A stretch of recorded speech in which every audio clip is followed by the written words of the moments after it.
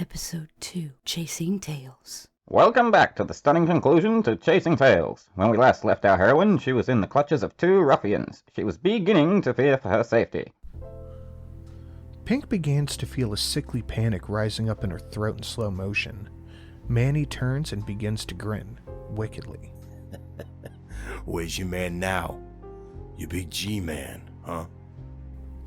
Pink struggles with the cuffs, backing away from Manny, her eyes glowing bright with anger rather than fear. The cuffs open up and fall to the floor. Look at this. She knows some tricks. The other thugs close in around her. Her breathing quickens, and she opens her mouth and issues a long, slow, wandering note.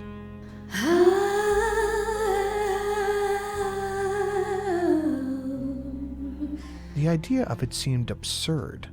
It stops Manny in his tracks.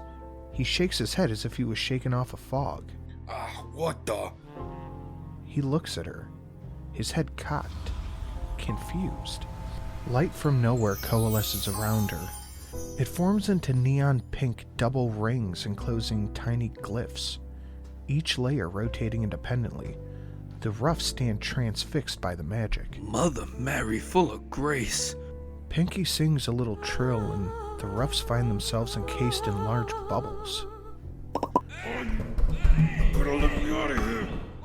Let me out. Pinky saunters to the nearest one and dumps the bubble. It begins to fill with alcohol. They all watch silently as he panics. The alcohol covers his head. He thrashes the last bubble echoing through the warehouse. You shouldn't drink. It's bad for your health. Quiet falls as they watch him float loose in the bubble. I'm still gonna kill you. Pinky turns to face Manny. Too much? Pinky pops the bubble, spilling the alcohol and the thug onto the floor. She whirls to the next one, Bruce on his knee inside the bubble, begging. No, please, I don't want to die. Who are you working for, Bruce? Bruce cuts eyes at Manny, who is struggling against the bubble, but only manages to scoot himself closer to the action. Pink raises her hand, about to thump Bruce's bubble. I swear, I just follow orders, lady. I just do what Manny says. Pink stands, considering this for a moment. She rings out a discordant note. Bruce's bubble pops, and he's back on his feet again. He turns to run, but he finds himself fixed in the spot. He tugs at his legs, uselessly. Hey, what's going on? Bruce, dear. Yes, ma'am. Shoot Manny and kill him. But he's my cousin. Why would you? Pinky raises her hand again, but Manny's cries interrupt. Brucey, don't do what she says. No, man, look, I'm just a hustler. Marlon is who you want. Please don't kill me. Pinky strokes Manny's bubble with the back of her hand, without breaking it. Pinky's eyes are turned to Manny. I could do worse things before I kill you. He feels the weight of judgment on him. He gulps audibly. I told you she was trouble, Manny. I'm sorry. God, forgive me. I'm sorry. The bubble pops as the bullet goes through, leaving Manny to thud on the floor. Bruce stands up, still stunned. His gun hand flops loosely against his leg. Pinky checks Manny's pulse. Well done. You've killed him mercifully. She saunters up to him, struggling to get away but still stuck in the spot. Come on. She lights a cigarette. Now, Bruce, where can I find Marlon? He flinches. A bullet whizzes past her ear and drops him to the floor, also dead. Pinky, realizing she'll have to work to find Marlon, heaves an exasperated sigh. Welcome to the party, Aislinn. You make my life busy. Can't you stay out of trouble for an hour? He materializes out of thin air, his gray wings coming to rest beside him. He's tall, gaunt, and dressed in green, so dark it looks black. His sniper rifle disappears into nowhere. I didn't ask to be kidnapped. Besides, you're late. I had to get my hands dirty. He shrugs, making a soft rustling like a taffeta ball gown. You want me to deal with this mess? No, Aislinn, I think it'll be fine like this. No sense in us having all the fun. I mean, this poor fellow just drowned in alcohol, and these guys clearly shot each other after they tanked all the other stiffs in the room. It'll be fun for them to figure out. She reaches down and scoops up the handcuffs. And these are mine. And puts them in her pocketbook. She looks down at her suit spattered in blood. Well, that's the end of this suit. Say, I don't suppose you could give me a ride back to my apartment. Aislinn pinches the bridge of his nose in exasperation. Come on. You know that's against the rules. So is me having to do the wet work. You need a pack of guardians. Can I help it that the boss won't let me go? He crouches down with his wings spread. Come on. Pinky excitedly gets on his back. He adjusts his wings and takes off into the rumbling sky, passing through the glass skylight unscathed. Tex's rest was short-lived. He tossed and turned at the sound of his beloved invading his dreams. But it seemed all wrong, like she was in trouble. He whipped the covers off and got dressed. He had to get out and stretch his legs. At that moment, he's sitting at the counter at Lolo's, the only greasy spoon open at this hour, watching the sunrise, quietly sipping coffee. Most of the city is still asleep. The sun lazily crawls through the clouds, making the whole world pink and orange. He drops change on the table, See you, Lolo. swivels on his heel, and makes for the door. He inhales deeply and coughs. He lights a cigarette and walks half a block back to his apartment. He casually walks down the hall to find his door open. He peeps through the crack and sees two thugs going through his apartment. He pats his chest for the holstered pistol and his pocket for money. Satisfied, he turns tail and heads to Pink's. He's at her door, but the perps had been here already. The door stands open. He draws his gun and he sneaks into the room.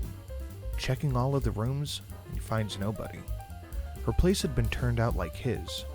What were they looking for? Who were they? Anyway, it would have to wait. He looked around her bedroom.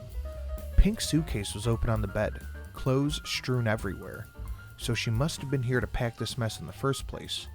But where was she now? Jack drags his tired body up the last flight of stairs above the noodle shop. He drops his key on the table by the door, slides off his shoes, and is just about to shut the door when Tex pushes his way in. Jack, when did you see Pink last? I saw her for maybe half an hour, about a half hour ago. She was headed home to pack. I was just there. The place has been ransacked. My place, too. What? No Pink? No. Now, Jack knew a lot about Pink. More than was healthy, probably. But he was pretty sure she could take care of herself. He couldn't tell Tex any of that, though. He would think he was off his nut. He pulled a worried face and pretended as best as he could. Well, you gotta go find her. Get some sleep, man. You look like hell. Tex calls for his car and smokes on the sidewalk till it gets there. It pulls up in traffic. It's just starting to appear. He flings the nearly dead smoke on the sidewalk and steps on it. Then he gets in. The driver wordlessly merges into traffic and heads across town. Tex yawns and looks at his watch, winds it and remembers that he has to sort a flight for later. He can't leave knowing she's... Well, he didn't want to think too much about it. There were a lot of gangs around who weren't too friendly to dames. He and Pink hadn't killed anyone, but who would witness that? He exhales. He was determined to look into it anyway. He checks his weapon and puts it back in the holster just as the car stops. He gets out and looks around. The door to the warehouse is open. That's not suspicious at all. Tex pulls his weapon and motions for the driver to come with. The man gets out and shuts the door quietly as possible. He moves to Tex and draws his weapon. Then they walk in together looking around for anybody, guns ready. Tex kicks the door lightly with his shoe, getting a little rust on it. The door swings open slowly, revealing a bloodbath. The driver gives a low whistle of astonishment. What do you suppose this was all about? Who are all these guys? Random goon, Italian, probably Moreland's man. The little ones are all the Germans. These other two big fellas must be with this guy. That means Moreland was looking for the spearhead, and he wasn't buying. He was taken. Tex motioned for the driver to go back to the car. I'll catch up in a minute. Tex waits in the beams of the light coming through the skylight. The sun is now nearly up. It's when he heard the door close and scan the room. He waits in silence. Pinky, are you here? More silence as his keen ears listen for any sound. Nothing. Pink, are you here? Tap on something. He stands still, listening, but thinking about what to do next. Then, having made up his mind, he fast walks to the car and gets in. Take me to the splish splash.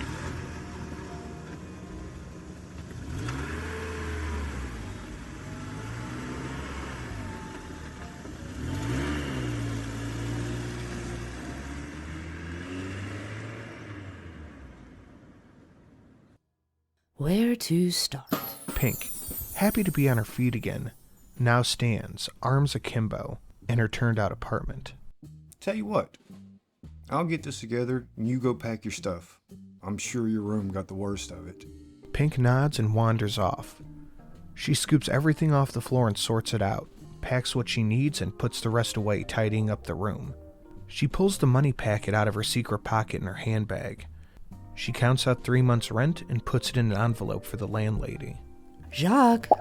A tall, thin man appeared from the air. He is pink in the face but neatly dressed in a black and white butler's uniform. He nods obediently. Watch the place for me. I'm gonna be gone 2 weeks. There's food and booze here. This envelope is rent. It says so on the envelope. This envelope is your expenses. Don't put it up your nose. Never mind. I'll just pay the rent myself, but seriously, take it easy. Pink snatches the envelope of the rent back. Aislinn stands in the doorway, laughing. I don't know how you get away with this. He's just a shrimp, the poor guy. You are punishing a poor little sea creature for your convenience. He's barely sentient. Then ask him if he cares. They look at Jacques, who shrugs and smiles as if to say, what else would I be doing? See? He gets to indulge his habits as a human, and I get a clean apartment. Win-win. Besides, an angel who does wet work? What about thou shalt not kill? How have you got the balls to judge me? Oh yeah, wait, you're an angel. You don't. Aislinn puts up his hands to surrender. Pink trots down the stairs and knocks on Mrs. Pye's door. Oh, Pink love, what can I do for you? Going home on a trip for a couple of weeks, but I wanted to pay rent in advance. Oh my, 3 whole months. You are a dear. Have a nice holiday. Is Jack watching your place? Yes, Miss Pye. He's not much in the brains department, but he's very good at keeping things tidy. If you don't mind, keep an eye on him. To be sure, he's lovely company, you know. Mrs. Pye nudges Pink suggestively. I wouldn't know. I rarely spend time with him. Well, that's all right, dear. I'll keep him company. Thank you. Just as Pink turns to head back upstairs, Tex comes into the hall. He's visibly relieved, but doesn't make a big show of it. Glad to see you well. I'll tell you all about it. Come on, we'll talk while I finish up. He follows her up. She tells him some of the truth, leaving out her part in all of that. Another lucky break. How are you so charmed? She shrugs. Anyway, it looks like Moreland is behind all this, so maybe pay him a visit? I know where he is this time of day. Go have a chat with him. He turns to leave, stops and grabs her, kisses her passionately. Glad you are okay. Pink lays her hand against Tex's face, looks into his eyes and smiles again. I'll be back in 2 weeks. Be safe. When are you going to be ready to go? He leaves. Just one more thing. I'll be right with you. Pink calls Jack to let him know she's leaving.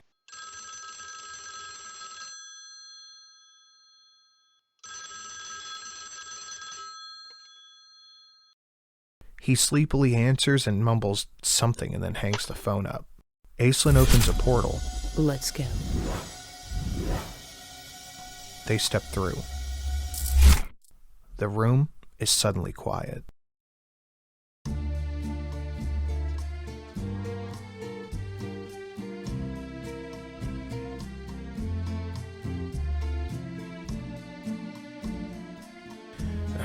Redo that. Sorry, it's kind of shit editing on a laptop, so this is up to you. Yeah. Hey, watch it. Lady, I just do. That's a little bit yelly. Hold on, I don't like that either. Yeah. Car. Fucking cars. Really? Drive past, asshole. He's just a shrimp. The poor guy. It picks up the tapping. Okay, gotcha. Episode 2, the chasing of the tail. Reading, I quit count. Anyway, here we go.